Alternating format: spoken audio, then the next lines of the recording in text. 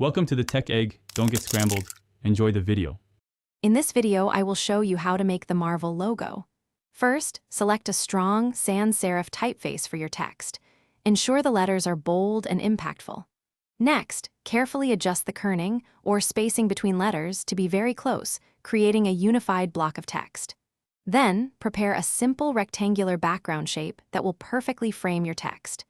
This foundational step is crucial for achieving the iconic look. Now, let's focus on the text's appearance.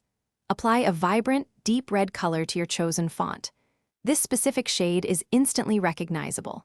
To enhance definition, add a very thin, dark outline, perhaps 1 or 2 pixels wide, around each character.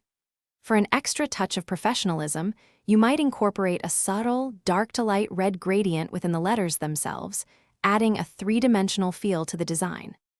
Next, we'll add the distinctive white bar. Create a clean, thin white rectangle. This bar should be approximately 1/10 the height of your main text. Carefully place this bar so it sits directly above the letter in Marvel. Make sure it extends slightly past the M on the left and the L on the right, creating a balanced and recognizable visual element.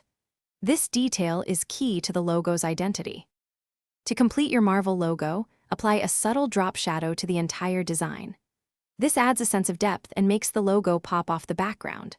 Double-check that all elements, the text, the bar, and any background shapes, are perfectly aligned and centered. Finally, export your finished logo in a high-resolution format, such as a PNG or SVG, ensuring it looks crisp and professional across all platforms and applications. You've now created your own iconic logo. Thanks for watching. Consider subscribing if I helped unscramble your problems.